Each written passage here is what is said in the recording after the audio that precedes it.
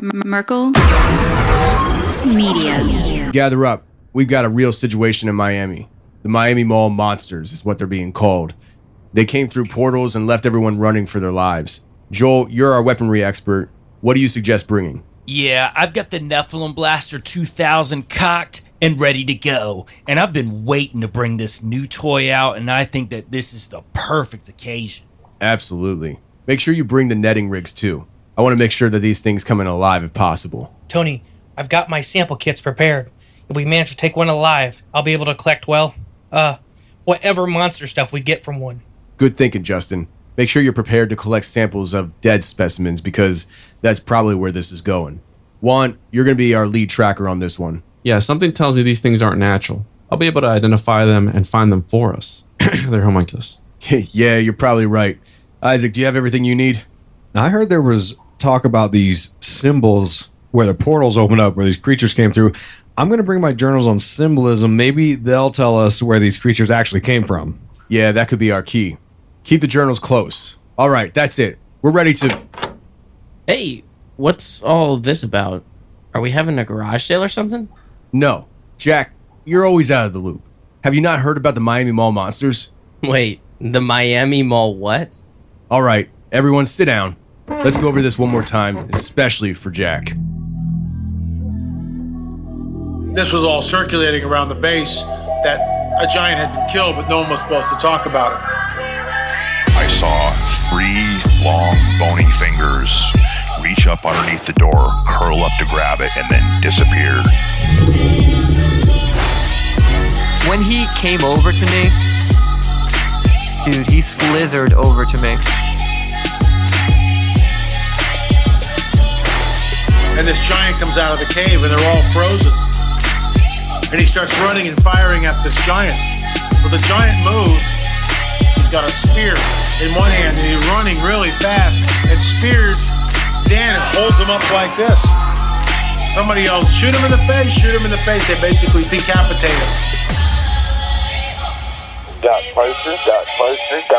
When he got about 15 yards away from me, I raised that 12 gauge and I blowed his head off. I feel something pulling at my leg, and I look over and there are 2 small gray entities pulling at me. And they're literally, I'm getting pulled off the bed. I reached my hand into this bush and I touched air. Couldn't breathe and I couldn't move because I know I'm seeing a monster. Juan, you got theories and thoughts, and I'm assuming everybody has some kind of thoughts on things. But let's kind of recap a little bit, though, as far as what actually is going on in Miami that we know of. Mm-hmm. It's one of those things where it's like I've been seeing so many different perspectives, and then people coming out saying they were there only to say they were trolling, and then more people coming out that seem to have credibility talking about their experience that they're not recanting, and I'm just like, what is going on in the Miami Mall? So, Justin, if you want, go ahead and let us know how did you first start finding out about this Miami Mall stuff, and what do you think of it so far? So listeners started messaging us about sea monsters that had walked into a mall.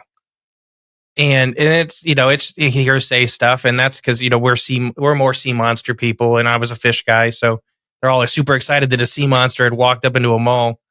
And I didn't think anything of it until I think it was Joel or somebody texted me.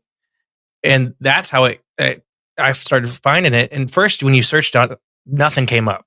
It was all 4 teenagers with fireworks and sticks. And then it was 50 teenagers with fireworks and sticks. And then it all started coming out more and more days. That's how it got kind of pushed to me, is some listeners talked about sea monsters, which I couldn't find. I looked and looked and looked the last couple of days since we've been talking about doing this, of finding that initial report of creatures coming out of the water, because it's right on the water, right? It's literally, the bay is right there, and then the beach is, a couple 100 yards away. And I couldn't find anybody that had stepped forward and, and said that that's what they had seen, as something coming out of the ocean. But I just thought that was an interesting part for that. Yeah, I think that, they definitely came out of portals. I mean, that's just a 100% given. We're not even going to entertain the sea monster thing. Okay. So, but Yeah, go ahead, Isaac. I want this to be a free flowing conversation. Like, don't worry about. Yeah, I'm not trying. I don't want to cut you off, man. Your stream of consciousness. So, to talk about, I actually hadn't heard about the sea monsters side of the house, but it is, to me, it was always interesting because there is a theory about how Antarctica, for a variety of reasons, is the place where they found, ancient aliens pushed ideas that there was buried UFOs 100,000 years ago. Bob Lazar talked about this in his testimony about his experience working with UFOs and reverse engineering technology. Plus, Hitler and the Nazis supposedly went down there looking for alien UFO stuff. And also in John Carpenter's movie The Thing, that's of course where they come across the alien craft that they thaw out, and everything happens. Now, it's interesting because Miami, of course, is the closest city to Antarctica. I don't know if that necessarily proves anything, but it is interesting that they would find these aliens so close to where there's this long history of conspiracy theory. To piggyback on what Isaac said real quick, earlier today, there was a girl that came out and pulled the coordinates from the mall. And if you reverse the coordinates, they end up in Antarctica. So that was really odd. And it makes you think. And I checked that. And Justin actually checked the coordinates, and they do end up on Antarctica. So that was really odd. Now, is this some sort of, I don't know, portaling system between Antarctica and the mall? Or it was theorized that they reversed the coordinates and ended up in the wrong place. And maybe that's why they were confused when they were walking around, if we're going with the entity idea. I got the scoop on that. All right. So here's the lowdown. And I'm not here to toot my own horn, but if you look up occult origins of Florida, you Google that, I come up. All right. So here's the lowdown, guys. Everybody talks about the Babylon working ritual with Jack Parsons and L. Ron Hubbard, who were in Miami at one point when Hubbard had stolen Parsons' girlfriend and his boat. And allegedly when Hubbard took off, Parsons conjured up the spirit of Mars or some crazy demonic entity and brought them back in. That was off the East Coast, and they ended up catching him. He ended up coming back. And nobody talks about, so the Babylon working was 1940s, and we have in the 1980s, the Evans-Keenan cell workings, okay? And this Jeffrey D. Evans guy was the head of the Typhonian OTO in the United States. Okay. And there is this whole book who was co-written, or I guess organized, by Lavenda, in which they were doing a series of sex magic rituals in Miami, Florida, because Miami, Florida was a power zone, what they call the power zone. Now, if you know anything about the Typhonian OTO, which I know Isaac does. What's a power zone? So a power zone is a place where you can essentially contact things on the other side. So a power zone, like a portal, pretty much. So but like it gets like a charged area. A charged area. But here's the kicker, because you guys are talking about Antarctica. The power zones move around because the power zones are parallel in space and in time. And it gets crazy. It gets crazy because you're talking about portals. Well, Tony, these people believe, because you talk about mind portals, well, the whole aspect of as above, so below, microcosm, macrocosm, if we all are all stars, how Thelema states, well, how there is in outer space, portals, black holes, things to enter into other dimensions, faraway galaxies, planets, et cetera, well, guess what? You can tap those in us, right? This is, again, Thelemic views, right? I'm talking about the Thelemic views. And this is where yoga comes into play, because they believe that by positioning their body in certain ways, they can access these other realities and use their actual body as a portal. So to bring forth these entities into, so what ends up happening was in 1980s, this guy and his wife, and they end up doing these crazy, bizarre rituals. And you can read about it. It's called the Rites of the Mummy, the Law Cell, and the Secret Creed to Liber Al by Jeffrey D. Evans and Peter Lavenda. Now, again, it gets very, very weird. So just a heads up. But essentially, what this guy ends up doing is in 1984, I believe, April 2nd, 1984, he ends up, they were trying to induce an abduction. And it ended up happening. And this guy ends up becoming impregnated by these alien entities. The guy, because I left out that he was actually a cross-dresser and he's cross-dressing during this magical ritual. Again, it's a whole crazy thing. So he gets up impregnated, not by a baby, but by this crazy secret mathematical formula in order to decipher Liber Al, the book of the law, by Aleister Crowley. And it's all ties into pi. So the string of numbers, 1 point, whatever. And essentially how pi is this key in other realms to be able to decipher their reality. Again, it gets very, very crazy, but this all happened in Miami. Okay. This all happened in this power zone that the head of the Typhonian OTO at the time, they were doing these sex magic rituals. And again, there's a reason why SpaceX is here. We have NASA here. We have Disney World, the most magical place on earth. We have all these different things, and we have the history of Florida is directly tied to John D. Rockefeller, okay, and our Federal Reserve System. I'm sure you guys have heard of the Tim Bent and Rob Skiba Federal Reserve interview that he's done, where at the Rockefeller Cottage in Jekyll Island was an old sacrificial site for the Timucua, which the Timucua in Florida have been tied to the Nephilim, these giants that were here.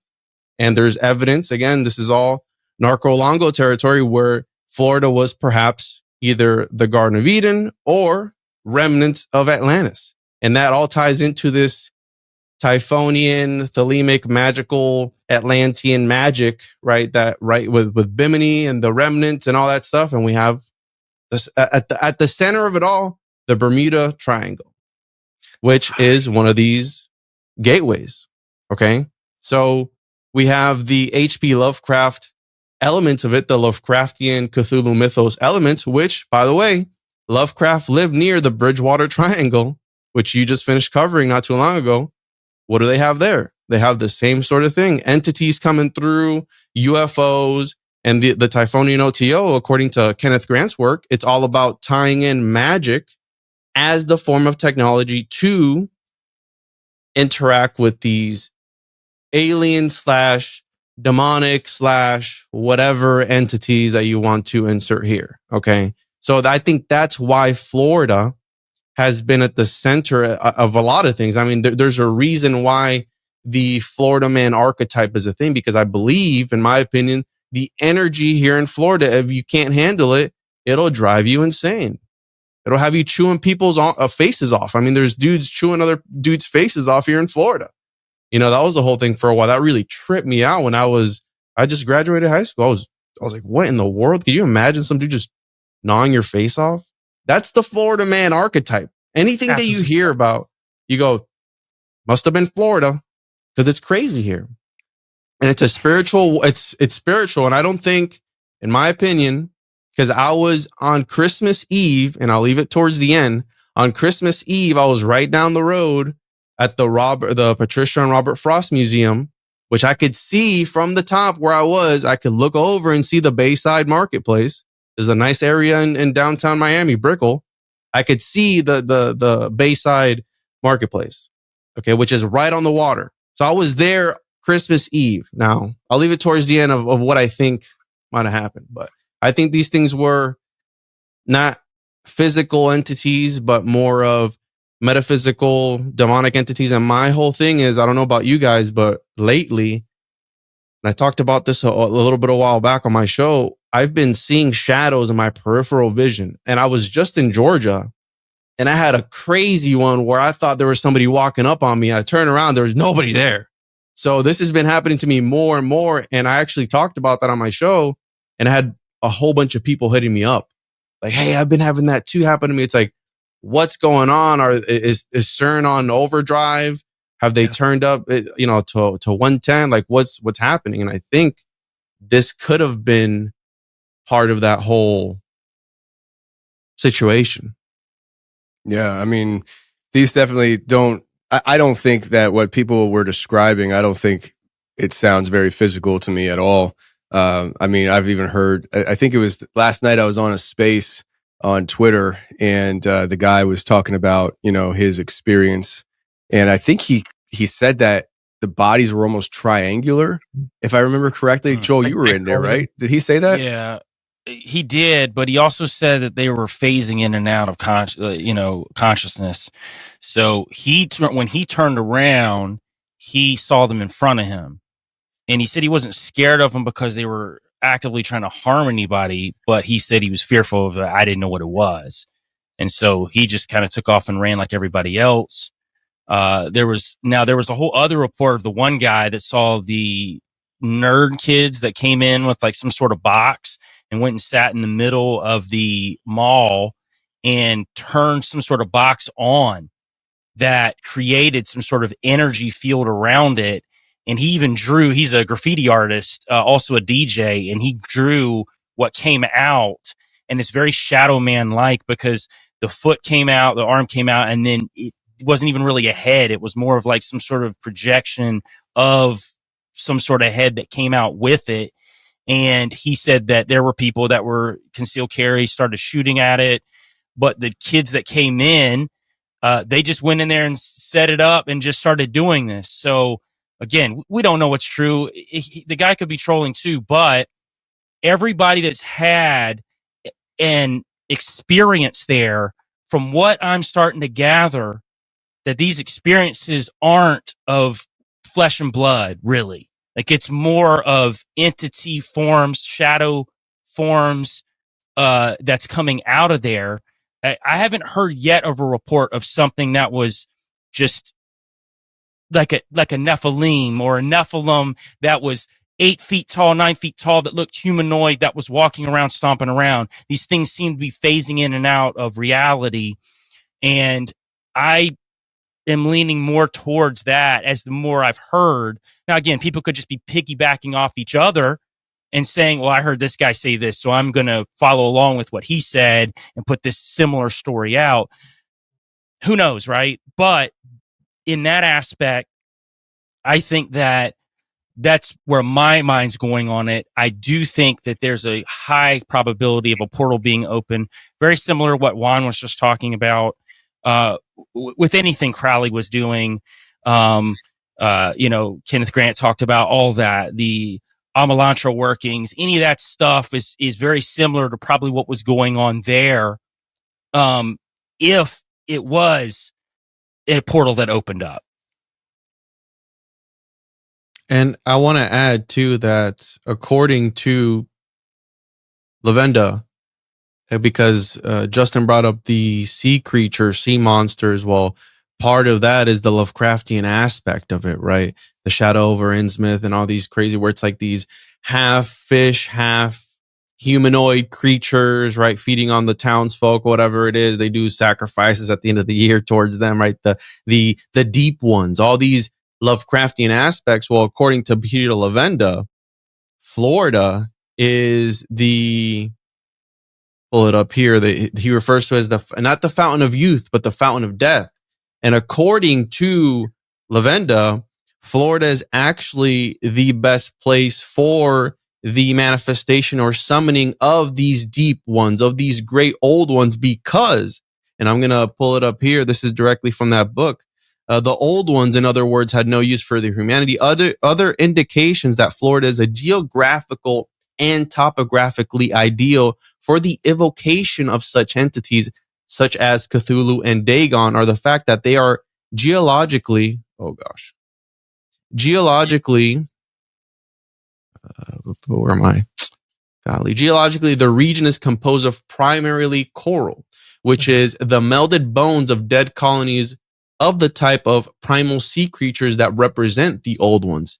Astrally, in the fact that its shores are lined with mangrove swamps, mangroves being the plant of the old, indicating of the old ones, a tree, a type of tree that is especially representative of the old ones.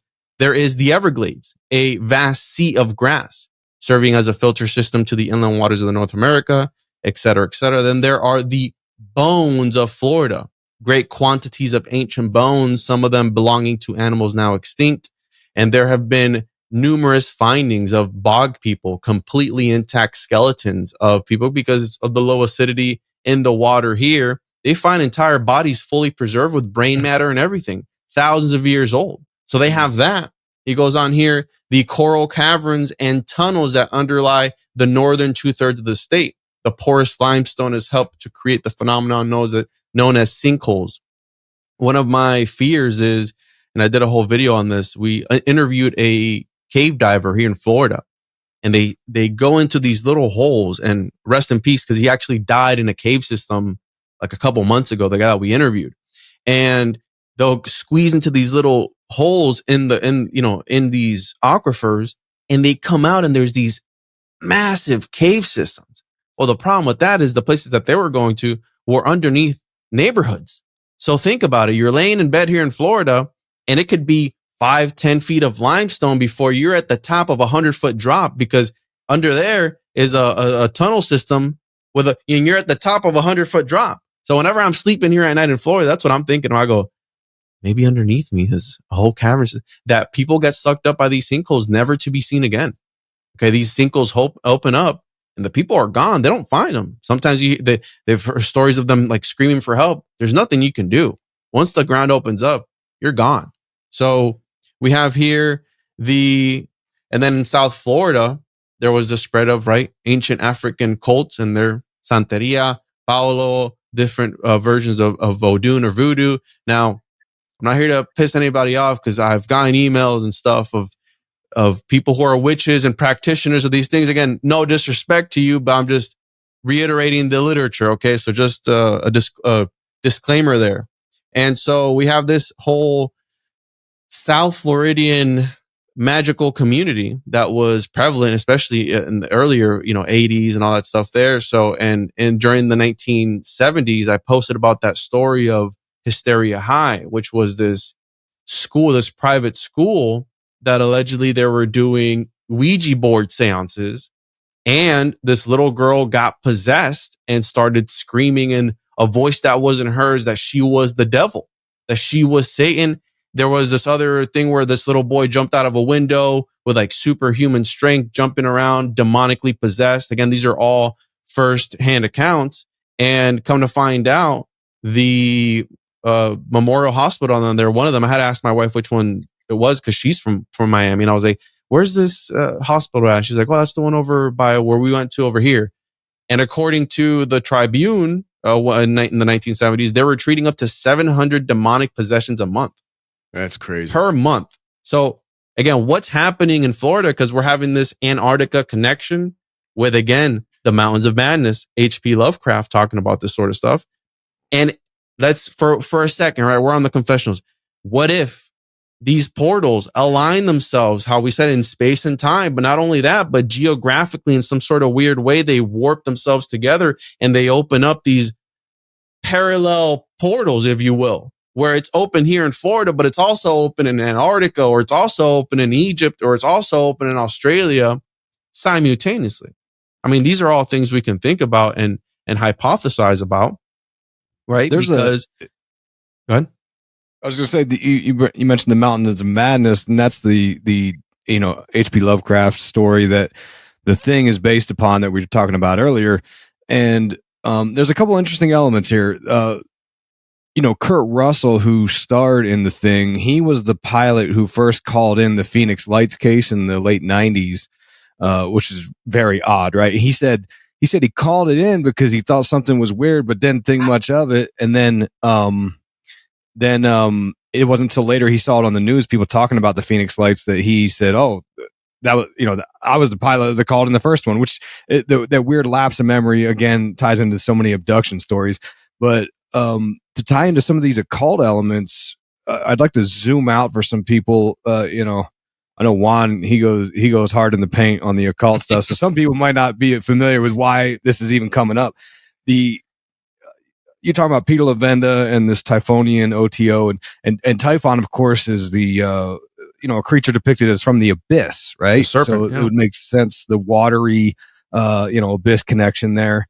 But a lot of the ideas are that there's occult magicians, and we'll you can try to like direct lineage from, Jack Parsons to Aleister Crowley, even throw Joseph Smith from the LDS creation story to John Dee, and all the way back to the Book of Enoch, which is where the idea of the Nephilim come from. It's the idea that in the Book of Enoch, which is, I believe it's 3 different books, there's this story about how before the great flood, Noah's great grandfather, Enoch, he wrote this stuff down, or the story was from him, that the Watchers were these fallen angels that were kicked out of heaven, came down to earth, procreated with the women, and taught and created these giant alien hybrid creatures called the Nephilim. And if you read the Book of Enoch, they talk about how the Watchers were teaching the forbidden arts to all these people on earth. They were teaching them ritual magic and all these things. And that's sort of the short version of it. Then you fast forward to John Dee, who's this famous astrologer in the Middle Ages. I think it was about the 1500s. He was Queen Elizabeth I's advisor, and he was doing all these rituals to make contact with entities, which he thought were, angels and demons and things like that. And he successfully made contact with various angels, and they told him, hey, write down this sort of codex, and this is how you can talk to us. And it was this grid of characters, and they called it the Enochian language. And it's supposed to be the language that God spoke to Adam with, going back to the Garden of Eden. So John Dee, he did all this stuff and made all these contacts, had this vision of the end times, which arguably could be one of the motivations for why so many people are trying to manifest aliens or create a sort of catalyst to make a change in the world. I mean, that's a whole another rabbit hole. You could go down to this idea that what they really want to do is rebuild the Temple of Solomon at any cost possible, because they think that they're going to force Jesus to return, and that's going to sort of usher in the final age. But anyways, John Dee writes down this Enochian language. Some time goes by, a couple hundred years. Joseph Smith uses this Enochian language to make contact with an angel called Moroni up in New York. And it's interesting because Damien Eccles, the guy who, from the West Memphis 3, he, I'm sure you guys know his story. He got sent to prison for killing these kids because he was into Aleister Crowley and black metal music and Metallica back in the 80s. Then HBO did all these Paradise Lost documentaries, started putting holes in the police work, and Damien Eccles ends up getting released from prison on an Alford plea, and he gets out of prison and he continues to be this prominent occultist, and he's studied the occult works going back to before he was imprisoned. And he actually is fascinated by the LDS Mormon faith. He was actually in Utah and studied it, and I think it's because it proves to people who get into this stuff that you can in fact channel knowledge and wisdom from entities from another dimension, angels, demons, aliens, whatever you want to call it, or ultra terrestrials, as John Keel described in The Eighth Tower back in like the 70s. But anyways, so then Aleister Crowley comes along, and I think Joel mentioned the Amalantra working. He uses that same Enochian language in 1917, 1918 to channel this first gray alien called Lamb. Then Jack Parsons comes along 30 years later, and he does the Babylon working, again, using the same language, using the Enochian language. And then from there, the Pentagon, the U.S. government, they start just funneling all these resources into studying this phenomenon, because they know there's a like a weaponized purpose they can use this for. If they can channel wisdom, technology, what have you, or do it before the enemy forces do it. And it's funny because they gaslight everybody. And that's one of the main topics I want to talk about with this Miami thing, is how interesting it is that the population, we have all these mistrust in institutions, the police force, the mainstream media. Nobody trusts any of these people anymore, right? And that, you could argue whether that's good or bad. I mean, you could argue it's bad because it could be setting us up for something worse, a more militant fascist dictatorship. Like, that's possible. That's one area where I do think they might want to take us. But it is good to question authority, always, absolutely. And the police force, they're allowed to lie to us. They really are. I don't want to pick on police individually, but as a force, as a whole, they do look at from my perspective, in my humble opinion, they do look at us as it's us versus them. So if you're not part of the police force, then you're sort of on another level. And they do have laws where they're allowed to lie to us. And that's why people always say, like, don't talk to the police, right? Which I actually, I get it, right? And look, my father was in law enforcement, so like I stand on both sides of this issue, right? But the police are allowed to lie to us, and that's why no one trusts it. They see with their own eyes. They say, that's an awful lot of police for sticks and fireworks. Yeah. And then there's, of course, a ration. Well, go ahead, Joel.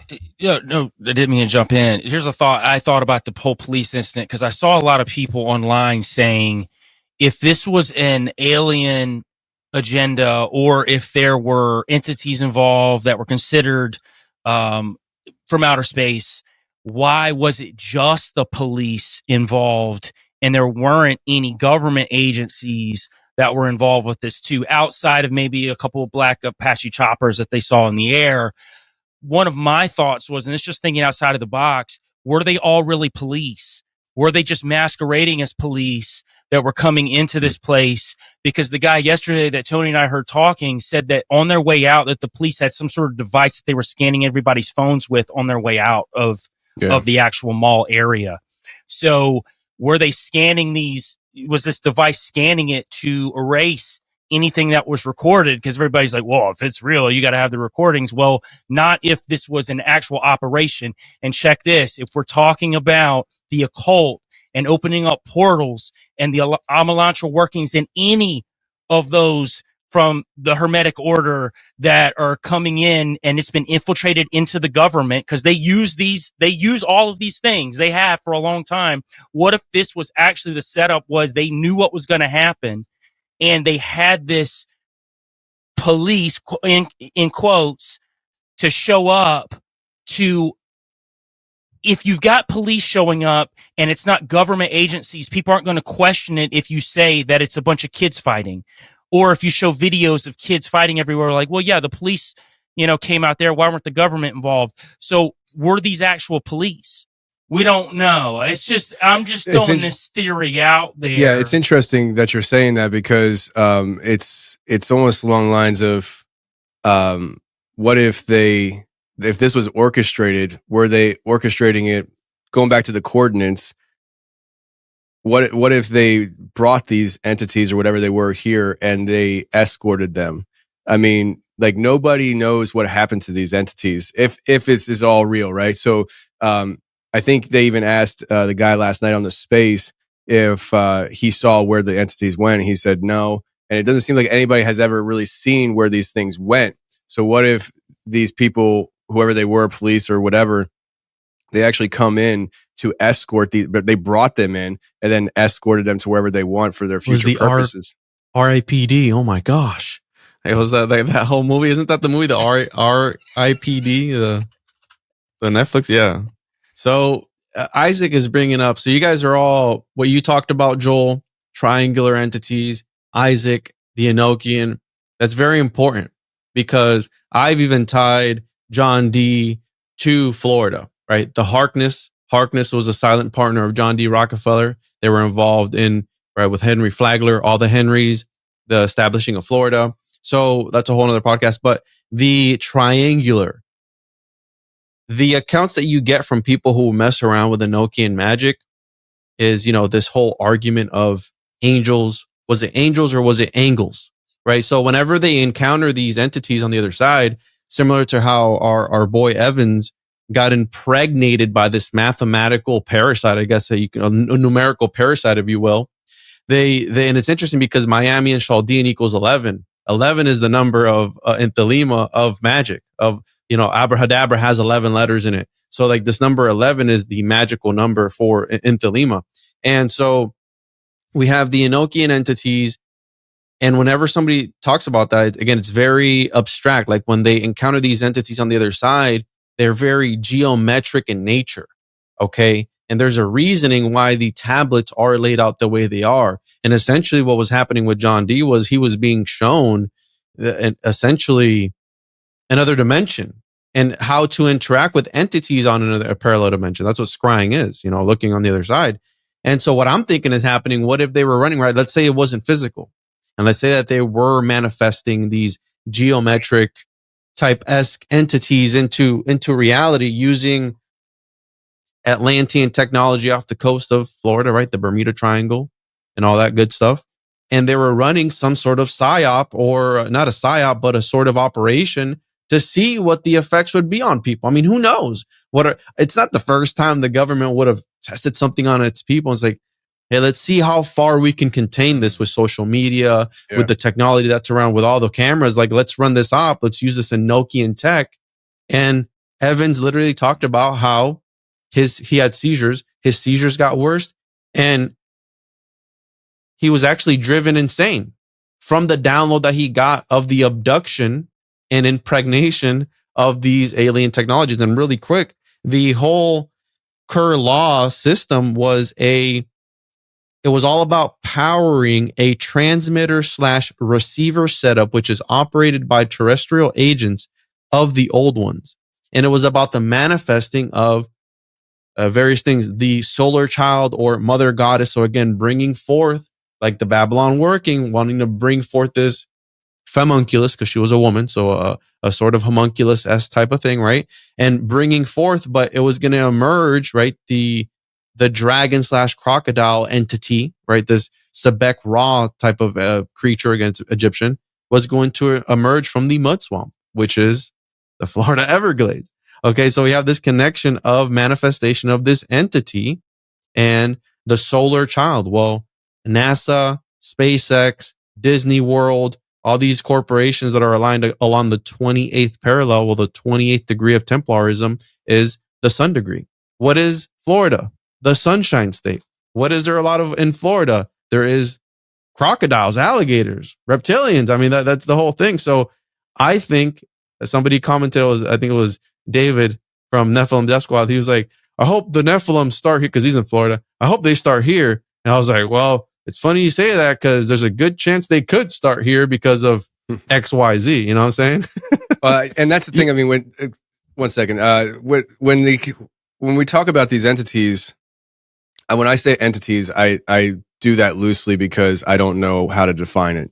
When we're talking about these things phasing in and out and not seeming physical, I still think that these things could be very physical, just not presenting themselves in a physical manner. And so when you were bringing up the idea of the Nephilim and stuff, that's something that I believe about the Nephilim for sure. I do believe that they transcend dimensions today. And I think that just because what you perceive is doesn't seem physical, doesn't mean it can't be physical. And so with what people were seeing, I mean, it really could have been something where they were perceiving or seeing something that later became more physical. I believe I'm pretty confident when I say that the longer these things are in this realm, the more physical they become. And so we've seen that actually just out of Florida. That real famous Dogman video that I always refer to comes from the state of Florida, where the guy filmed it on Facebook Live. And so that was a very metaphysical thing that was caught on video. But then there's other people who have experiences with these things that are they're very, very, very physical. So my running thought is that the longer they're in this realm, the more physical they become. And so if these things just came into the realm in the mall, it would make sense that they would be not perceived as physical yet. What were you going to say, Isaac? So Juan opened a whole can of worms there. You start talking about angles, and it's interesting because I had read a book by William Ramsey about the Order of Nine Angles maybe 2 or 3 years ago. It's the satanic group that believes in the idea of mass human sacrifice. They call it calling, to sort of get rid of the undesirables, is the short version. But the Order of Nine Angles, the reason it's called that is because of the symbol they use, which is a combination of a pentagram and a trapezoid. And this is inspired by a couple things, but the idea is that the pentagram uses sacred geometry, the golden ratio, which I believe the golden ratio is phi, which is half of pi, right? Let me look that up before I. That's what Evans was impregnated with too. It was all about pi, phi. Yeah, it was like all that. Yeah, because these are like mystical numbers, and the reason numbers are mystical goes all the way back to Pythagoras, who had the first secret society, 500 BC. So this is as old as time itself, and the order of nine angles. They utilize this, and they base their rituals on Anton LaVey's rituals of the Church of Satan, and he based a lot of his ideas upon H.P. Lovecraft, which and H.P. Lovecraft, of course, had this quote unquote fictional Necronomicon, this book with a grimoire book of spells to make contact with entities, right? And a sort of side note that fits in along with this, the guy who basically built the Pentagon, I think it was General Leslie Groves. He designed the Pentagon, and the Pentagon, like we said, it has the sacred geometry with the golden ratio as its, I believe, like the vertices of its, the angles on it. But he also was the director of the Manhattan Project, which is what gave us the atomic bomb. And with the atomic bomb, you can start talking about how that supposedly opened up a portal back when they detonated it at the Trinity site, back in 1946. And, from there, you can go as wild as you want, because Jack Parsons was doing the Babylon workings at this time. The first actual UFO crash that's pretty well documented is called the Trinity crash. At the same time, happened like within the same week as the Trinity test on the 33rd. Because a lot. I'm sorry. On the 33rd parallel, that's right along where Zorro Ranch of Jeffrey Epstein too. Yeah, and it just opens up this massive can of worms, and I don't know. You just get my brain going on all these things, because I do feel like all these things are connected, and that's why I'm always pushing my Twin Peaks stuff on you guys. 'Cause Twin Peaks depicts. I started, bro. It depicts every single one of these elements, and you got to stick with it, because as you guys know, I tried to watch this show for 10 years. I always thought it was stupid. I'd get halfway through season 1. I was like, this is dumb. Why am I watching this? Give up. And I got so sick last winter, I finally just sat down and plowed through it. And I mean, it just blew my mind. It's an initiation, Isaac. That's why it's stupid. At first, the first season, it's like, what is this garbage? Because I'm halfway through season 2. This shakes the tree. It just shakes everybody. Like, I get out all the normies. And once you step into season 2, the beginning is like, all right, the first season was dumb, but I am 100% convinced it's an initiation, because the first people, if you don't stick around, you're not going to get the juice, what I call the gnosis nuggets, because when it starts to pick up, you're like, this is going where I wanted it to go, and some. Like, it's going there and some. And I think all of this is absolutely tied. Yeah. Wait till you get to season 3, dude. You're going to be blown away, because that's how I felt about it. It kind of ebbed and flowed as to my interest of whether it was a good show or not. I got through season 3. I said, holy crap, there's a lot going on here. Yeah. And then I read Mark Frost's book. Mark Frost is him and David Lynch were the two minds behind this whole Twin Peaks universe. And you read the Mark Frost books about the secret history of Twin Peaks, and it just verifies everything, right? This thing it's just onions, and it's peeling back. And most people, I would argue, they peel back the first couple layers, and they don't know why they love Twin Peaks. And people like us who research this stuff, it resonates on some weird level. And I have a hard time describing it with words, but they were clearly tapping into some of these occult concepts. Yeah, it's funny. I'm proud of you, Isaac. I got a text message from Isaac a couple weeks ago, and he's like, dude, Mark Frost follows you on X. And I was like, who's Mark Frost? I said, Tony, what are you doing? Yeah. You have to capitalize on that. No. Yeah, Mark Frost knows it all. And I've said this before, and I'm not the only one, because I actually read this after I thought it. David Lynch, I think, is the expert on speaking to the subconscious, and that's when he films his stuff. He does very well at that. Mark Frost knew the occult concepts with which David Lynch could make contact with everyone's subconscious. And I think you've got this huge following in Twin Peaks, and I would argue most people don't even understand why they love it so much.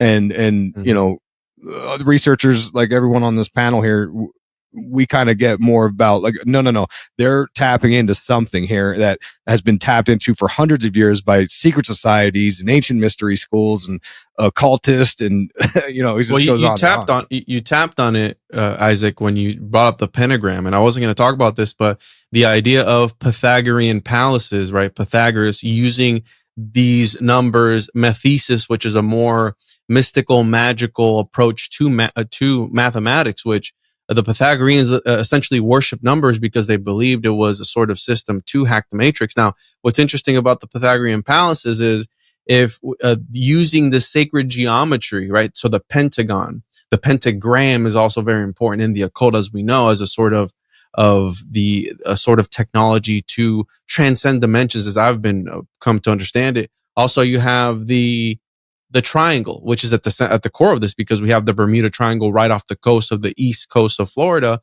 Well, the triangle is the yoni. It's the portal, quite literally, right? It's the portal of manifestation.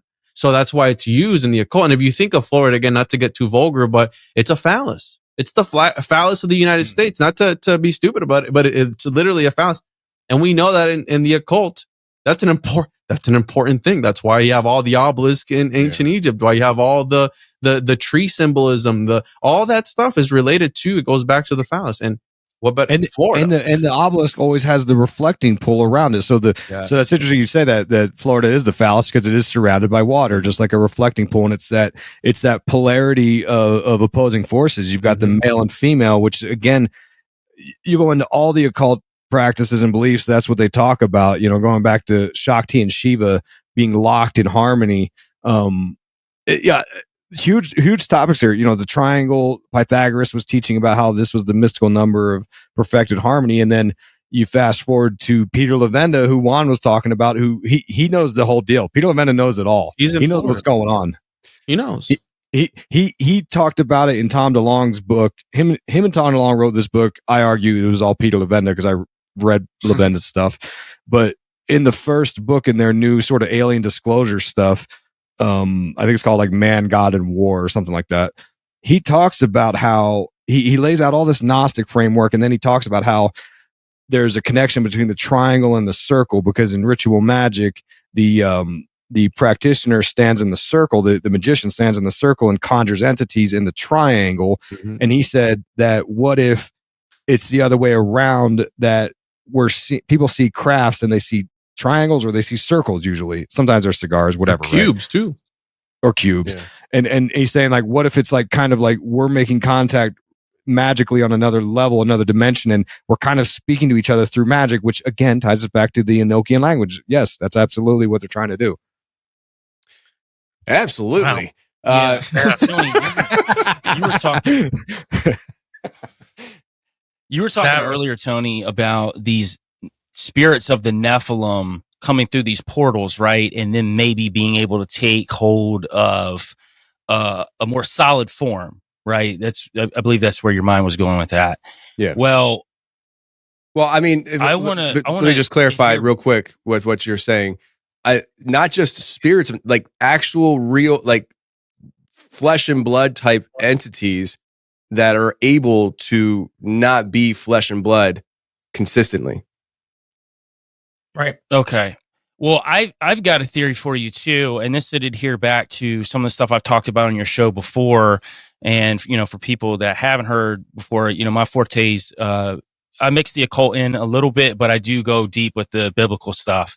And one of the things that I was thinking about with these entities, are they the spirits of the dead Nephilim that are looking for host bodies? Now, if you go into any Nephilim lore, at the deluge, at the flood, when the Nephilim were killed, at least the ones that were bad, and that's a disclaimer to people to go back and listen to the last episode I did on the confessionals about good Nephilim, but we're going to talk about the bad Nephilim that died at the deluge. Their spirits had no place to go. So after the flood, they are considered the demonic entities that are looking for host bodies. Some people get it a little twisted when you're talking about fallen angels. or as Aleister Crowley would talk about, the secret chiefs, or any of these guys from the Hermetic Order would talk about, which I think they're one and the same. And just in my opinion, these fallen entities cannot take over a host body. They could avatar someone, but they cannot take over a body. These dead spirits of the Nephilim or Raphaim or Emim, Zuzims, any of these Anakim, or any of the names that you see in biblical terms of what these Nephilim are, when they die, they're looking for host bodies. Now, I thought about something, Isaac, when you were talking about Typhon and him being, of the water, basically, or of a dragon, the, son of Gaia and Tartarus. By the way, Tartarus is in the Bible as meaning hell, also. So you've got Typhon, and it made me think of, in the Bible, in Job, it talks about in Job 26:5, the dead tremble, those beneath the waters and those who dwell in them. In the Hebrew, the dead is Raphaim or Rapha, and it's also used to mean ghosts of the dead, shades, or spirits. So it made me think about, okay, you've got this correlation between, you've got the Bermuda Triangle there, you've got cave systems underneath, obviously underneath Florida, obviously underneath this Miami area. Are these spirits that came through this portal, are they the spirits of the Raphaim or this Rapha, these shades that are coming through to possess people or find host bodies? And one of my theories has always been that not all, but some of these gray entities are created as meat sacks for these old Nephilim of old to inhabit. And that would be similar to anything in these government spheres that they create for these Nephilim to inhabit. So I'm wondering if that's what was coming through these portals, because they didn't seem like they were solid. They didn't seem like that they were moving. Matter of fact, the one guy said it was moving almost in a glitchy type of way, like if you were looking at a TV screen and it was glitching back and forth, and then they would just move out and then back into consciousness. So I'm almost wondering if they are Nephilim, if they are Raphaim, but they're the dead spirits of the ones that died during the deluge. Yeah, there's a spiritual battle component to this. I wrote 2 books on aliens the last couple of years, and in my research, Willie Strieber talked about how he felt like the soul was the big issue for these entities, these aliens, whatever, right? Because he felt a sort of separation of soul from body. People who have near-death experiences will say they have similar feelings. John Mack had this idea. Bob Lazar, he said that he saw documents about how mankind was genetically modified from aliens, and how the aliens referred to our human bodies as containers. So there is something to that. And then you talk about the skinwalker, the skinwalker theory, that there's these entities that can't inhabit a human body for a long period, so they show up as werewolves and aliens and all this other stuff. Man. So with this mall situation, and this is a question probably for Juan and Joel and Isaac, because I don't know. But you guys were talking about the significance of Triangle and the Bermuda Triangle. If Miami had this happen, could we expect to possibly see things happen in Puerto Rico and Bermuda, as well as the other 2 points of the Bermuda Triangle? Well, it's interesting because growing up, I was born in Puerto Rico, and you can quickly see how, because I want to believe. I literally have a reptilian head and an alien right next to me. Okay, I want to believe in this stuff. I'm a skeptic. I'm a researcher, and I'll be the first to tell you, like Joel knows. Like I'll be like, these dudes are capping, bro. Like there's no way. Like this isn't real. Like give me more. Like that's me, and that's why I'm researching this stuff. So if I'm always retort to Juan with that it is real, and I'm gonna tell you how. So Joel will be like, "No, dude, this is definitely real." I'm like, no, bro, it's not. And in Puerto Rico, we have the chupacabra. And I grew up with stories of the chupacabra, sticking his hand in, claws into people's houses and all that stuff, and trying to take them out, through the shutters. And it's very easy to get lost in the sauce when it comes to this sort of stuff, because the description of the chupacabra came from the first interview that they ever did after the lady watched the movie Species. Okay, so that she took that idea of the chupacabra and the description that she gave, which was like an alienoid reptilian with like spikes down its back and like this mutated creature that's living in the Puerto Rican rainforest.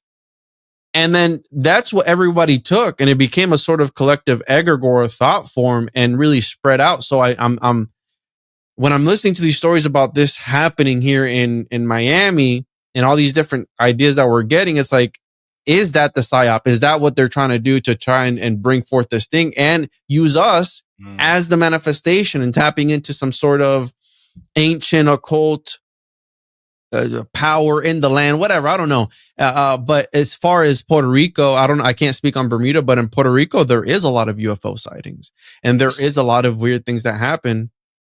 And I think Justin just did an episode on the chupacabra not too long ago. Both on the Bermuda Triangle and the chupacabra. Mm-hmm. There's still the triangle over the last 10 years has been extra active. It seemed like it was in dormant period for a long, from probably the 70s on. Stuff's still going missing. The weirdest thing is the alive green fog that's being described. And then everything from mermen coming out of the ocean to steal chickens from locals on Bermuda and the Bahamas, to the lights in the blue holes, where there's Kraken-like entities guarding what they believe is either the entryway to Atlantis or Puerto Rico technologies now. And in Puerto Rico, there's been, a few videos of exactly what you're talking in Puerto Rico of these lights underwater moving quickly around. So there's been at least 2 or 3 that I can think of in Puerto Rico. Oh yeah, same cave system. So it's all the same cave system from Florida, Puerto Rico to the Bahamas. It's all the same thing. So there's a cave system that goes from one point to the other? Yeah, it's all the same thing. It's like, so when you go to the islands, like Puerto Rico, for example, or the Bahamas, there's fresh water in those holes on the island a lot of the times. Yeah. And it's actually probably coming from mainland Florida. But there's the blue holes out in the ocean are humongous. There's even the nuclear submarine testing ground, which is in the middle of the Bermuda Triangle that we talked about in our show that nobody really talks about ever. And there's a lot of OSUs, or not, the submerged UFOs coming out of the water happen right there in basically this little grid square of saying no one's allowed to go here. And all these UFOs come shooting up out of the ocean there. But the triangle's definitely becoming more active. Tony, I can see your hesitation when it comes to the underwater aspect of it. And I think that's more important than outer space. I think, in my opinion, space might be fake. It might be a construct of, this system that we're in. And there's a reason why Ghislaine, however you want to say it, Maxwell and Epstein all had islands. A lot of wealthy elites have islands. And we have Terramar, which was the whole organization of Ghislaine, where she was teaching wealthy elites how to operate submarines. And I think that the answer to a lot of them, they're all submarine ready to go. James Cameron is as well. James Cameron, think about it. It took him how long to come out with Avatar 2, and then he was learned how to pilot a submarine, and he's going underwater. Then all of a sudden he's like, "Yeah, well, I got it now. I've got Avatar 2 for you guys." Bruh, I think the answers are at the bottom of our oceans, and right off the coast of Puerto Rico is one of the deepest parts of the Atlantic Ocean. There's a drop, a very deep drop, and I'll say this. I mean, Crowley was a mountaineer. He climbed mountains to try and obtain magical powers. Or what if it was the inversion? What happens in the inversion? If you go down into the bottom of the Mariana Trench, what happens? Do you acquire certain? I don't know. I've never been there. Have you been there, Joel? Yeah, no. I mean, and I agree with you. I'm with you 100%. There was no hesitation on my part. I actually have. I've talked about this sporadically over the years, but when I first started the podcast 7 years ago, there was a guy that reached out to me who showed me a UFO coming out of the ocean. And when I saw that, I mean, that was, 2017. So things were a lot different when it came to perception and what UFOs were and things like that back then. When I saw that, I was like, okay, so what's going on underneath these waters? And there definitely could be, we could go into a whole slew of things when it comes to going down under the water, what's down there. I hate to retread it, but even down to the idea of what kind of portal is down there that lets you get into other realms and maybe even travel to other locations within this realm. There's a lot of weird things. I have those pictures. I'll try to remember to post them again. I posted them throughout the years on Instagram, but real quick, the story about it was, I think he was in Canada, and he had, there was a storm coming in off the bay. And so he was taking video of the storm. And when he took the video of the storm, he went back and he was trying to find a cool frame where the lightning was striking to take a screenshot for a picture. And at the point of a lightning strike, there is a flat disc shaped craft that is coming out of the water. And I have like 2 or 3 frames of it. And you literally see it shooting up out of the sky, all while a lightning bolt is striking. So that's how fast this thing moved, is that within a lightning bolt, it was gone. And so, it's pretty fascinating. That kind of woke me up right back then to the idea of what's going on underneath the waters. And, I think what you guys are talking about with all this submarine talk and stuff, I'm like, oh shoot, like we got. Well, Bill Cooper, he's my red pill daddy. Bill Cooper, he talked about, that was one of his formative experiences to believe in a lot of conspiracies, is he saw a USO flying out. His first one. Yeah, and I think it was after that he saw the documents, and he always questioned whether or not he was supposed to be, whether he was fed those documents and that information, or he was supposed to see it and leak it. He wasn't sure.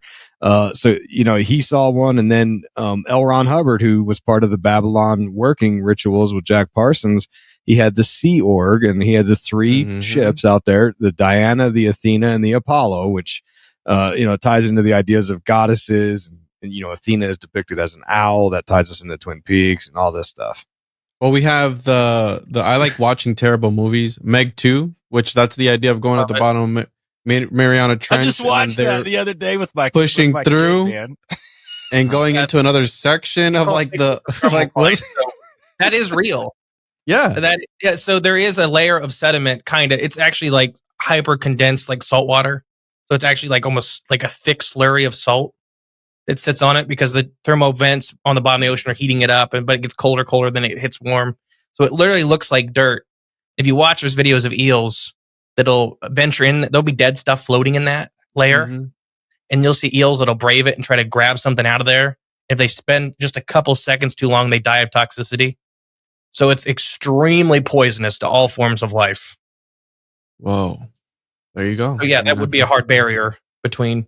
But for the Puerto Rican cave, you just reminded me, Juan, is that it's one of the largest cave systems in the world, and it's absolutely banned from human exploration. And it got banned during the Puerto Rican Chupacabra outbreak in the 90s. Really?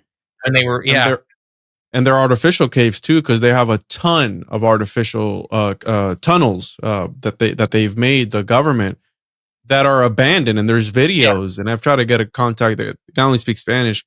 Try to get in contact with this guy who went viral for going into one of these systems, and it's just miles and miles and miles of tunnels that the government was like, yeah, we used them, and then we don't use them anymore. It's like essentially Puerto Rico's hollow.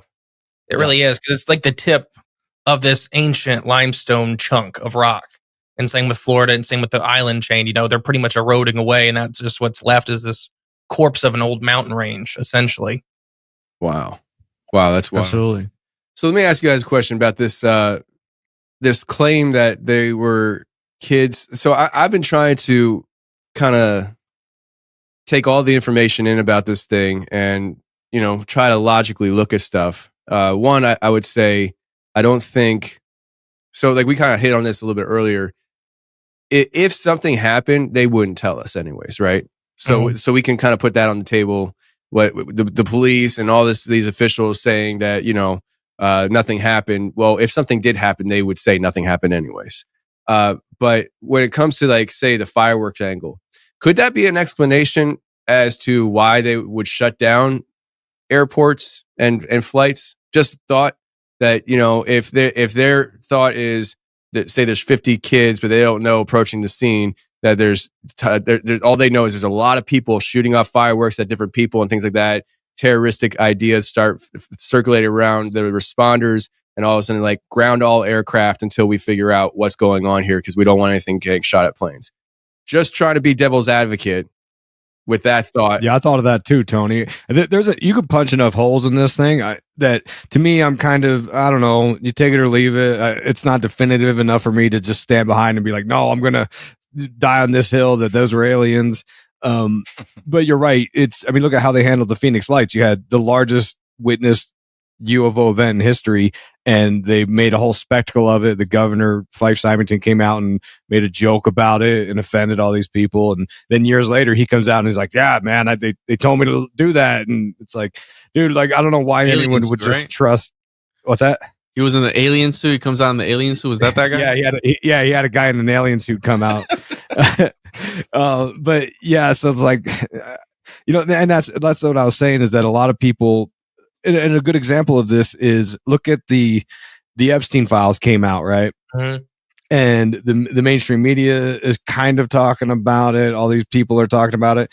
Then Cat Williams comes out the next day and he does a whole thing where he's airing out celebrities in Hollywood. And people believe Cat Williams, right? Like, more people are tuning into Cat Williams. At least this is from my perspective, and maybe how I feel.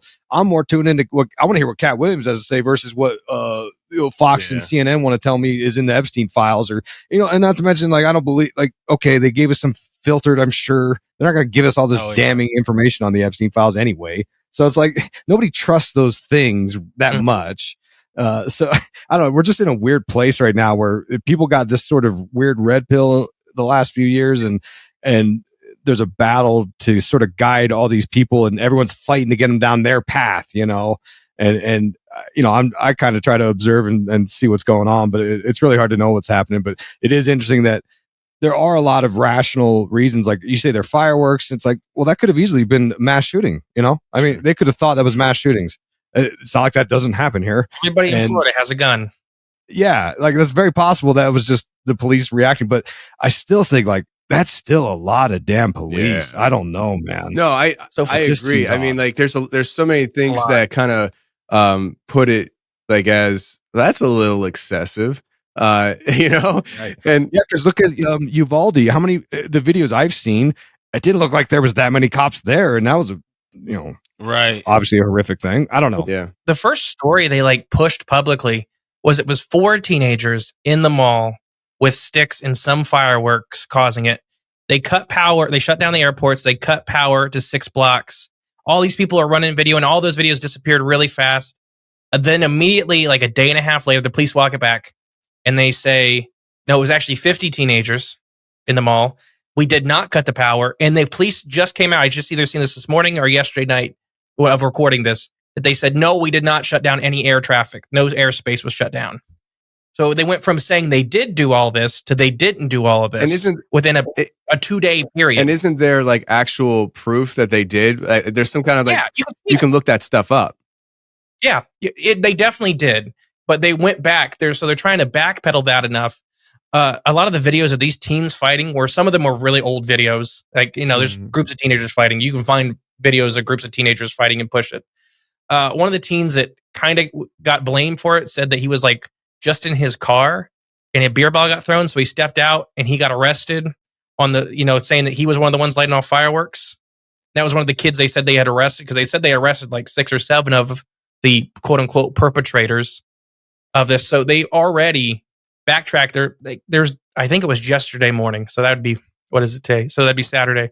They said they did not shut down air traffic control, and they did not cut the power. And you could see where there's videos of them cutting the power, because it's just blank. And all this stuff goes black. Yeah. And there's other things that have kind of popped up over time here with this as well, that just kind of make you think, okay, maybe what is actually going on here? Because did you guys see the video of the, I don't know, guy, I don't know how old he is, but he called his dad, who's actually running for sheriff in Miami. Yeah. And his dad's like, I can't talk about it. What do you mean you can't talk about it, bro? Like, what do you? It looks staged to me, Tony. You think that looks staged? But if you look at your dad, from what I understand, if you look up that guy, like, it's literally his dad who's running. It's him. Okay. Yeah. Like, anyways, but there's this lady who came out a few days ago. She's got over 600,000 followers on X. And she does like Bitcoin and different things. Like, she's not in this space. And she came out and recorded a video, released it on X, saying that she was in Miami in her car when all this was going on. and she retells her story of how it all went down from her perspective. She wasn't in the mall. So like, if you're thinking like somebody wants to be part, like grifting off this, you're putting yourself in the mall. I was there. This is what I saw. She said, I wasn't in the mall. I was in my car. Now, remember, this lady has a huge following. So it's not like it's not like she needs any, like she has more followers than all of us combined. And so she says she's in her car and she hears the siren. She sees the police. She gets out. She asks somebody who was absolutely frantic about what was going on. And the person that she talked to said there were creatures in the mall. And so she's like, this person's like crazy. So let me find somebody else. But she gets her phone out and she said the police came running over to her right away and shut down the phone thing. They're like, no phones. And so like and then she also said that, and now remember, she was in her car. She gets out. So I don't know how far away she is from the scene. She's in the area, but I take it she's not very close. And she says that she saw something that wasn't human. She doesn't know what it was. She was very vague on it. It wasn't like she was trying to give details. She's just like, whatever I saw, it wasn't human. And so when you hear things like that, I just sit back and I'm like, just knowing that if something happened, they wouldn't tell us anyways. I'm thinking, for me, and maybe it's because I want to believe, I'm like, something happened in Miami. And and I want to go find out. If 300 cop cars showed up to anywhere else in the country, that's a terrorist attack. Yeah. I mean, that's that kind of level of stuff. Or somebody's blowing something up. Like, it's that crazy. And then they're just saying it was now 50 teenagers with sticks. That's technically they would be terrorists if they're from another dimension. Well, here's the best part too. There's been a whole mix up of the days as well. So what they're saying is it happened on the 2nd, but footage of kids fighting actually happened on the 1st. And now the police reports went from the 2nd to now the 1st today. As a matter of fact, I looked at the one you sent over to me, Justin. They moved it to the 1st. Yes. So there was an incident that happened in a close by area, but not at the mall. And there were people that were filming it. They're merging it into this first date and saying, oh, this is when it happened. So they're muddling the truth. So again, I'm with all you guys. We don't know. We really don't, but we do know they're lying. I think that's one thing that everybody here can agree is that they're not telling us what happened, no matter what it was. Even if it had nothing to do with entities or aliens or whatever, something went down there that they don't want us knowing about. And then, as being, conspiratorial minded as everybody here is, our minds are going to start working overtime because we're now going to try to put the pieces together of what actually happened.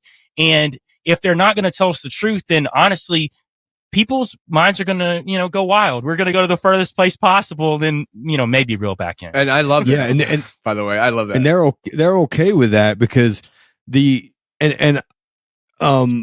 reason why I don't think they tell us the truth is because they don't have the full answers. And if you come out and say, hey, there's this thing, but we don't really know anything about it, that looks supposedly weak. Whereas, open-minded free thinkers like us would probably say, well, I respect that. Yeah, let's figure out what this is. That is weird. But they look at it, it's why politicians lie. They got to look like they got it all under control. And look, everyone, you're safe and secure with me. And they can't tell you the truth because they don't know the truth. And another angle of this is in Freemasonry, the 33rd degree, which is the highest degree of the Scottish Rite of Freemasonry. There's a motto they use called Ordo ab Chaos, means order out of chaos. And, Bill Cooper, again, my red pill daddy, he had a whole 30-hour series called Mystery Babylon. And he talked about Order ab Chaos. And he said, this isn't strictly a Freemason thing. This goes back to ancient cults from hundreds of years ago. And they knew that if you wanted to seize power and to really control people, you have to instill enough fear and chaos that people are begging for order. They want the order. So you promote this idea of chaos. And this is what Ronald Reagan was talking about when back in 87, he was at the UN and he said, oh, I wish there was an alien threat. We could all band together. He was saying it out loud because he's an idiot. And this is what these globalists think. They're trying to promote because I take it to a spiritual realm. I think there's a spiritual battle. It's the age old story. I don't know of any other rationale for why all this weird stuff is happening. I think that they believe in this concept called the great work. They have to do whatever it takes to instill this Luciferian global government. And I don't know precisely what that looks like. I just know that that's the angle of they think Lucifer is really the real God to them. And they want to make this utopia fantasy world that will actually be a living hell. And this goes, and I'm not the first one to say this stuff. Go back to there's an Orthodox monk named Father Seraphim Rose. He was telling us this in the 60s. He wrote a book called Orthodoxy and the Religion of the Future. And if you read that, you'll be complete convert red pill, because you're like, dude, this guy knew what was going on. In the 60s, he talks about how science fiction is here to manipulate us in the entertainment world, because they're all pushing occult new age ideas because there's an end game for them. And it was followed like a script for the last 60 years. And it all makes sense when you understand the occult perspective of making contact with aliens and Jack Parsons and Crowley and all these wackadoodles. Because I say they're wackadoodles, but I do think that their practices are authentic, meaning that they do work. And I think that's why people like the Collins elite and the Pentagon, they've been studying this as well for all these years. And that's what kills me is the gaslighting was just a couple of years ago. They said, okay, we've been researching UFOs. We called ATIP, and it wasn't really fruitful. It's like, dude, you guys are so bad at lying. Like, you've been doing this since Project Sign and Grudge and Blue Book. You guys have been doing all this stuff. Net and didn't get any of them. Yeah. And so what you're talking about, Isaac, to quote, so this is C.W. Ledbetter, which I know you know that from the Theosophical Society. He's making a comment on Crowley, because you just mentioned Crowley and how their systems work. We know this. Like, I do believe that the occult is a real thing, and I do believe that they're tapping into forces that are not understood, not misunderstood, but not understood because we don't know. And he's talking about, this is in 1894, and he's commenting on Crowley describing entities by Crowley as certain vast stars or aggregates of experience. So he's talking about the great old ones, the deep ones, the outer ones, right, outside of space and time. And Ledbetter in 1894 says, and this is from Beyond the Mob Zone by Grant. He goes, if we ever do come in contact with them, it will most probably be on the purely physical plane. For in any case, their connection with our astral plane is of the slightest, since the only possibility of their appearance there depends upon an extremely improbable accident and an act of ceremonial magic, which fortunately only a few of the most advanced sorcerers know how to perform. Nevertheless, that improbable accident has happened at least once, and may happen again. So this is 1894, C.W. Ledbetter of the Theosophical Society, talking about coming in contact with these entities, maybe perhaps through ceremonial magic, right? The world is a stage. A lot of these things seem staged, and so I think that plays a role into it, but it could happen on accident too. They might just pop in. Hey, how you doing? Oh, we're at a mall. Let me go buy some new Nikes or something like that, right? And then I think Ledbetter was part of the sex magic push. Sorry, what, Joel? Right to you. But sex magic is the idea that you can open these gateways to these deeper processes of below conscious thought. Mm-hmm. And I think Ledbetter and the Theosophical Society were pushing that. Sorry, Joel, go ahead. No worries at all. So it made me think you were just talking about projects, and I wanted to bring up today Project Bluebeam, because I know that this is a huge buzzword in the community. It has been for the past 4 years, and honestly, it's being used incorrectly, mostly by people online. Anytime they see something that they think is fake or whatever, they will respond with a comment with just 2 words, Bluebeam. And most of these people don't really understand in context of what Bluebeam actually is. Serge Monast and Omar Falali actually wrote the book. It wasn't even a book. It was more of a paper. They wrote several books together. Oddly enough, the two died 2 weeks apart in 1996, both with heart attacks, and neither of them had any heart conditions. So that was a real strange thing. So I do think that Serge Monast was onto some stuff for sure. When most people hear the words Bluebeam, they think holographic images that are projected to trick us into seeing something that's not there or an alien invasion. But actually, when Serge wrote it, though, he broke it down because it was a NASA program and there were 5 different aspects to this program. And the first one was an engineered earthquakes and hoax discoveries. So apparently there's going to be, according to him, earthquakes, and these discoveries that they find all across the earth will show us that the religions of the past don't exist, and it will move our minds into a state of accepting something new. Something I've heard you say, Isaac, a lot in the past is the new religion's what? The no religion, right? So that's something that you've always said, and that really rang true to me when we're looking at this whole blue beam thing and where we're moving in this spiritual warfare that's going on, because the next step is the big space show in the sky.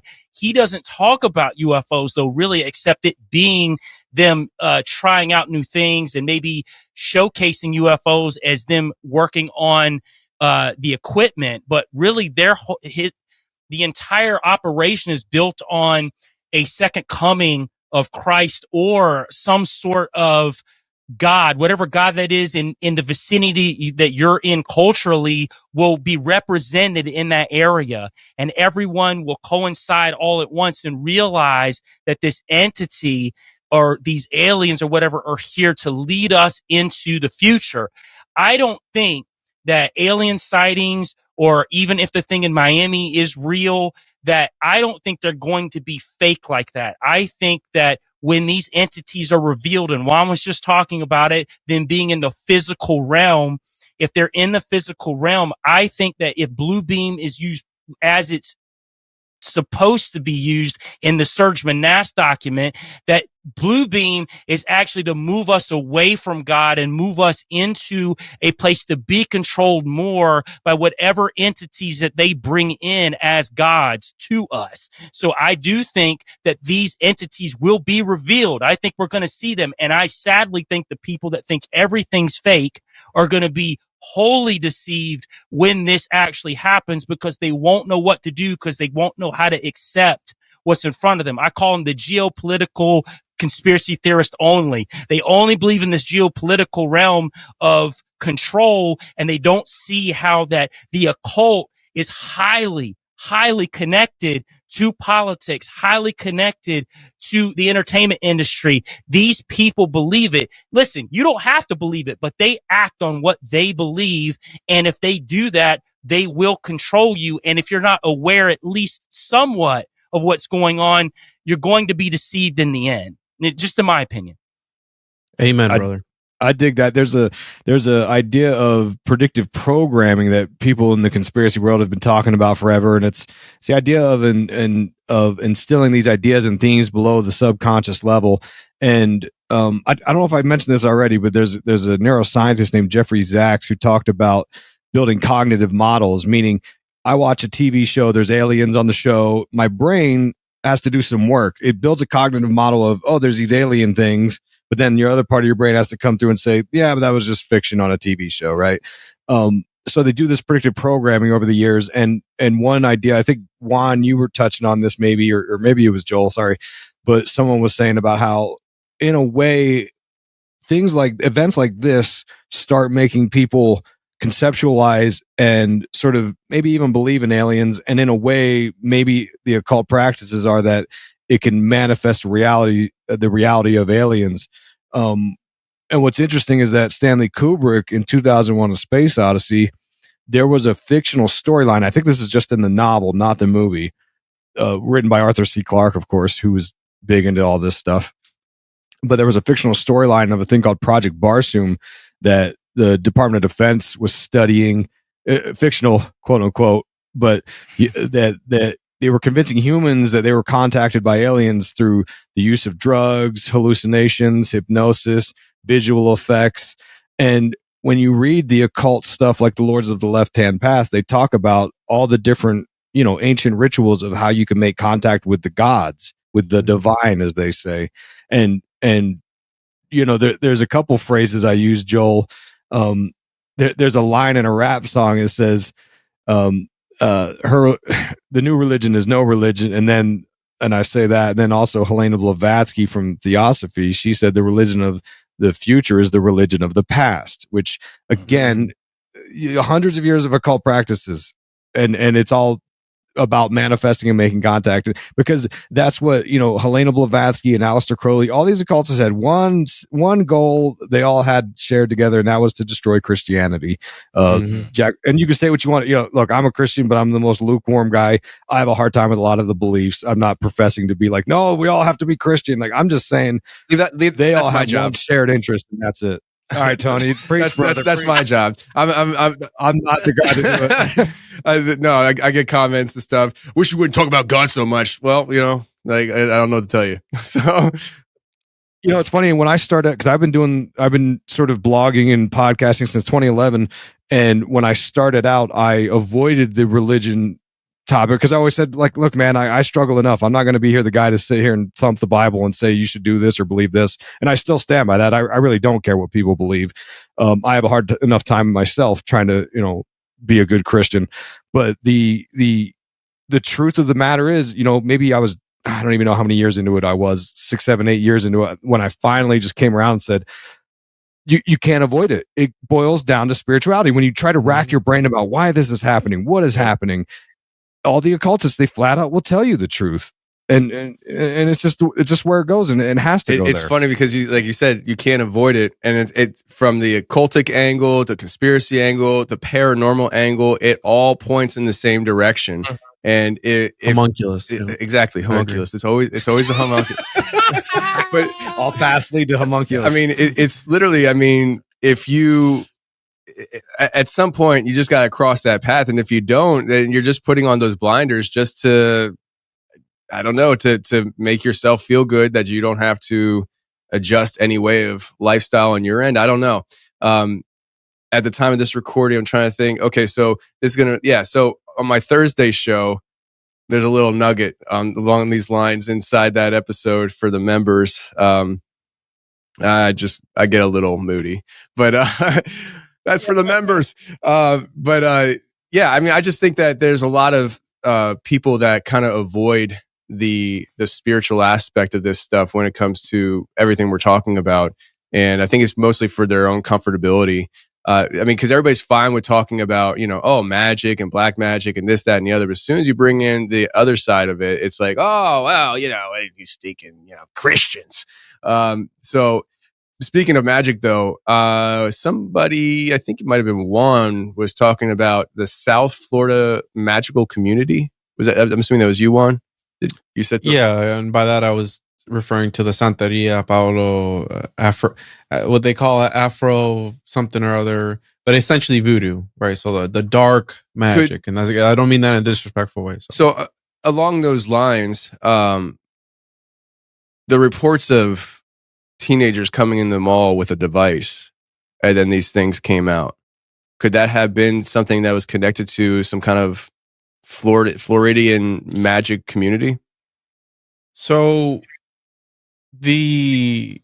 I've heard of stories, and I don't know if you had this guy on before, but he runs this exploration YouTube channel. He was on Rogan, actually. I don't know, but I could have swore I've heard him on your show or not. Anyways, people often confuse my show with Rogan. It's just, it is what it is.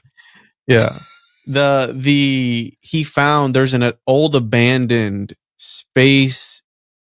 They were testing rockets, an old abandoned rocket testing facility over down in Homestead off of US 1. The locals know what I'm talking about. And he said that he went there because you can go and there's still a freaking rocket in this silo, right? And that was the early, I don't know what years. And essentially, allegedly, he found some like satanic ritual site within that rocket facility, the abandoned facility.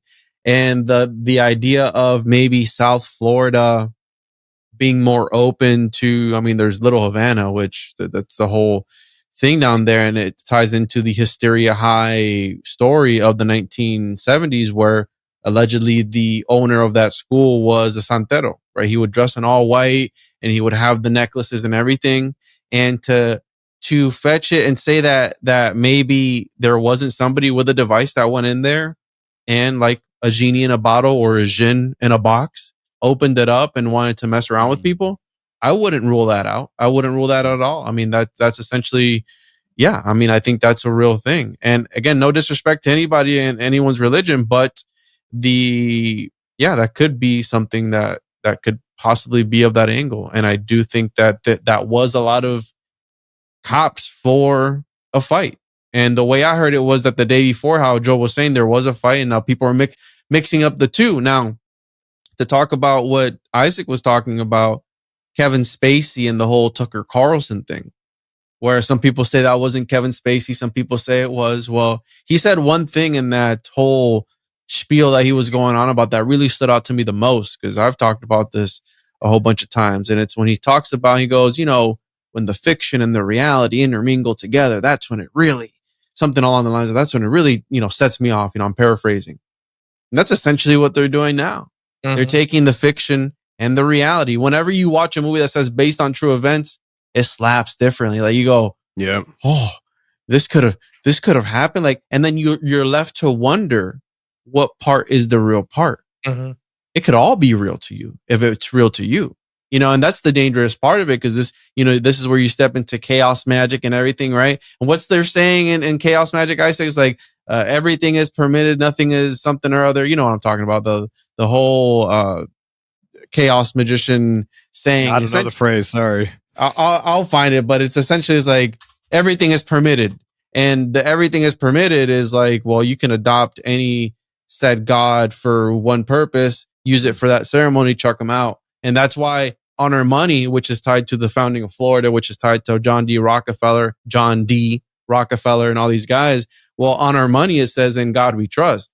And I've always made the joke. I go, yeah, but which God?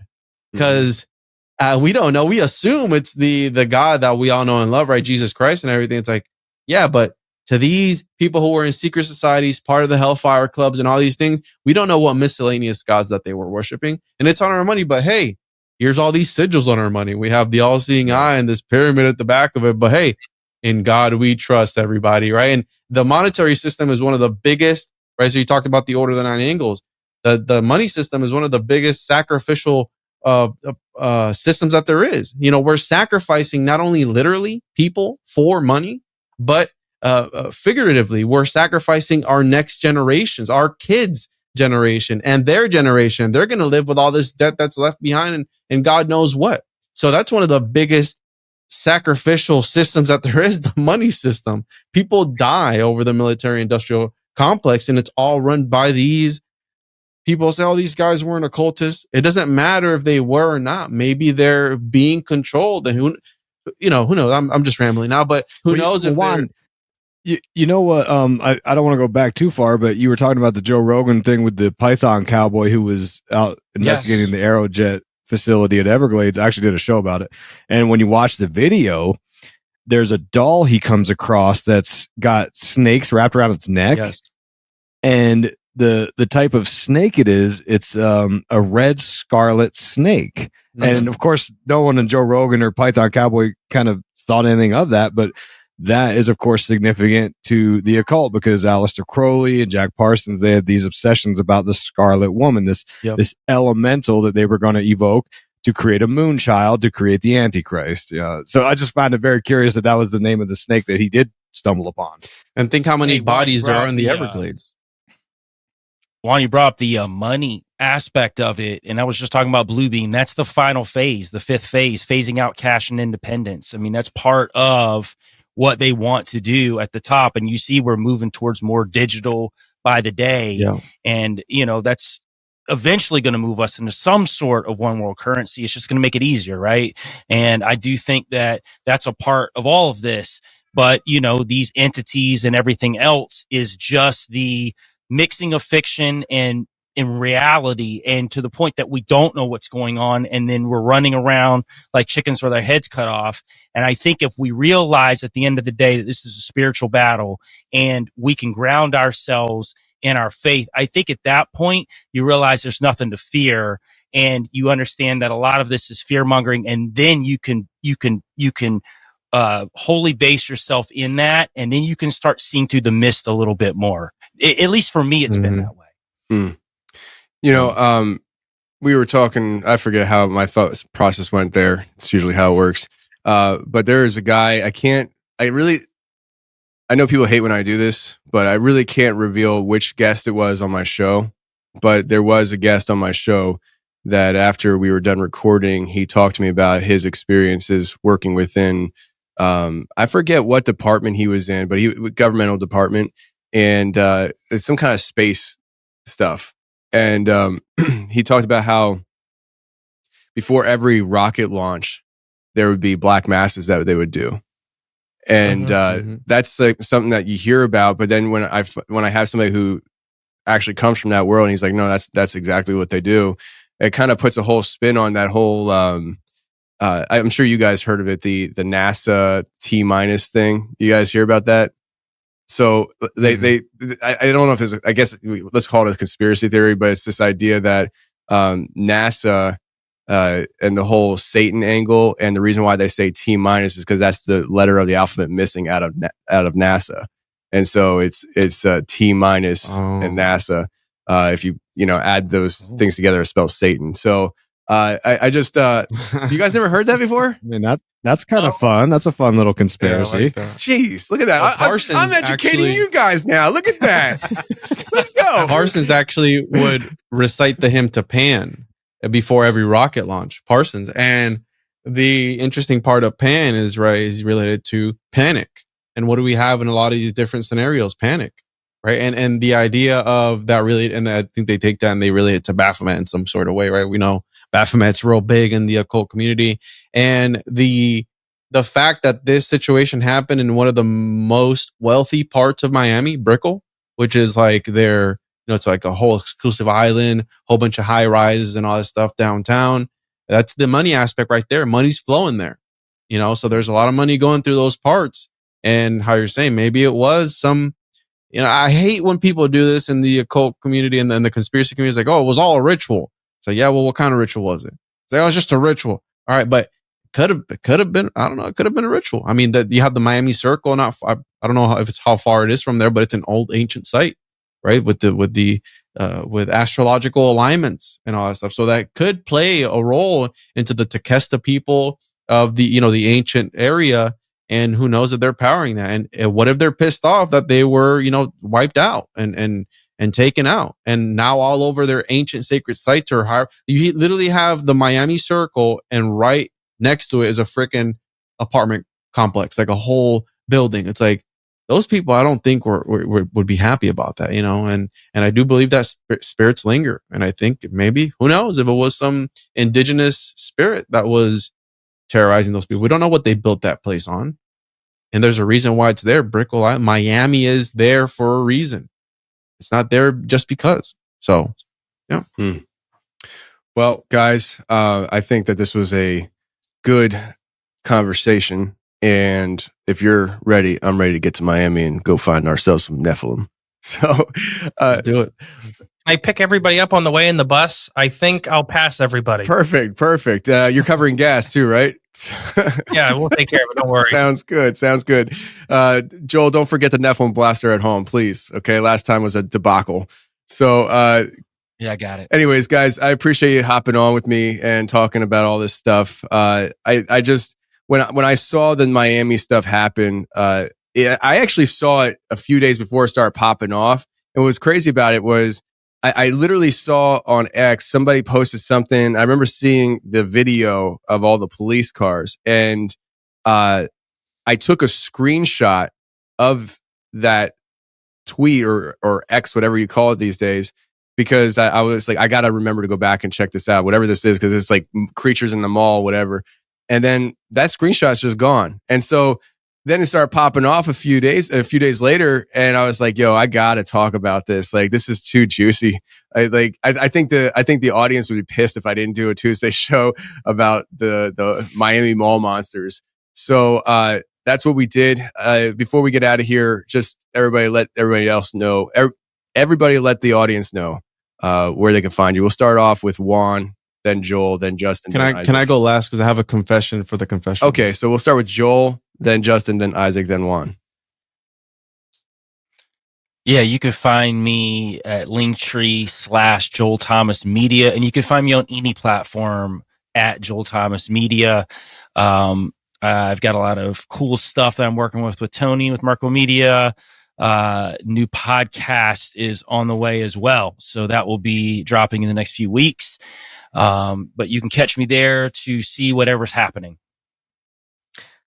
Yeah, you can find us at cryptidsofcorn.com or on Facebook, Instagram, all that stuff. You find the podcast anywhere.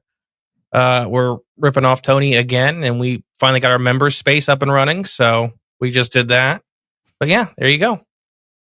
This is a great panel, by the way, Tony. Good job. Everyone on here is impressing me. So thank you very much for inviting me to this group. One last thing is that these rituals, they're not just about promoting and propagating symbols. It's about paving our minds to accept new realities and new truths. So just kind of keep that in mind, because what I do is I always study. I have a podcast called Occult Symbolism and Pop Culture. You can find it everywhere. And we talk about symbolism in film and television, pop culture events and things like that, and talk about the Illuminati, conspiracies, and aliens. But I think there's a bigger goal at hand, and I think the more we can wrap our minds around it, the better we'll be off. And I also have a website, IlluminatiWatcher.com, where you can get all the information. And then I've written a whole bunch of books, a couple on aliens. You can find all of them on Amazon, self-narrated on Audible under Isacc Weishaupt. All right, thanks. And before we get to Juan, I'll say that could we, I got to be guarded with how I say this because I don't know what YouTube standards are, but could we be living in the reset that was talked about a few years ago? And the idea of, I kind of did a video on this, it looks like 3 years ago now. It didn't get a lot of traction, only 500 views on Rumble. How dare you? But basically, the idea is if you break down the word reset, R-E and then S-E-T, Ra and Set, order out of chaos. Those gods are literally that. It's Ra is the god of order, Set is the god of chaos. And so could we be living in the reset right now? And they're creating the new order out of the chaos that they're creating. So it's very interesting stuff. Juan, go ahead. You can find me, Juan on Juan Podcast, on any podcast platform. I'm on YouTube. I got a Patreon for those interested. My website's tjojp.com. And I want to say, Tony, thank you for having me on. Joel, Isaac, Justin, I love you all, Tony. And also I'd love to host you guys. You guys want to come down and also shoot a documentary or something? We'll hook up with Bigfoot Stacy, go hunt for the skunk ape. We'll go to the Crowley cottage and we'll go hunt for some Nephilim. And I think I might be responsible for this whole entity encounter because on the 24th, I was there at the Robert Foss Museum. And, you know, Tony, you always say that the truth will set you free, but first it'll piss you off. But I think it might get some people a knocking because I think what might have happened was I might have had a homunculus in my pocket at the time. And when I went ahead, I kind of might have dropped it. And I think I think they're coming in now. Oh, my goodness.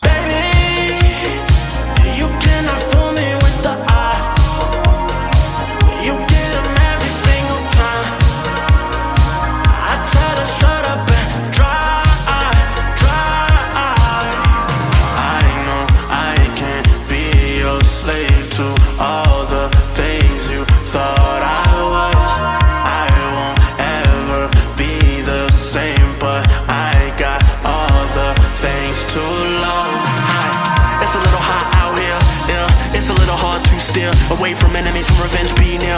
To avenge my peers, I confess my sins right here. When a pelican swim and the great whites fly, aboard Noah's Ark and enjoy thy ride. But the matrix don't care, we enjoy cloud nine. 6'3" Nicola, no order particularly. DeLorean dreams of the crack cell, but we know the crack gon' sell. So if it's a variable, don't work well. I wasn't here when Reagan was a cartel. Push a bar, do I rap, do I sing, do I preach, I don't know. Do I lack anything via love? No, I don't. But we gotta be a warrior too, cause that's just what warriors do. Baby, you cannot fool me with the eye. You get them every single time. I tell them shut up and dry. Baby, you cannot fool me with the eye. You get them every single time. I tell them shut up and dry.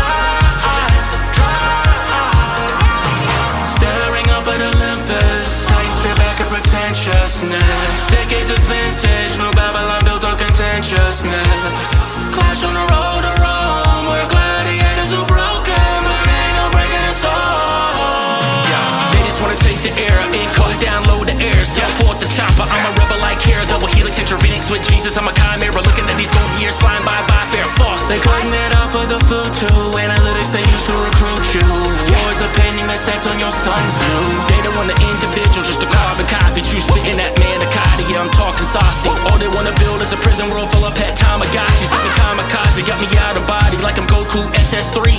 They wanna push me to the center like a cell, they wanna spin up at the center of the nexus, me. They want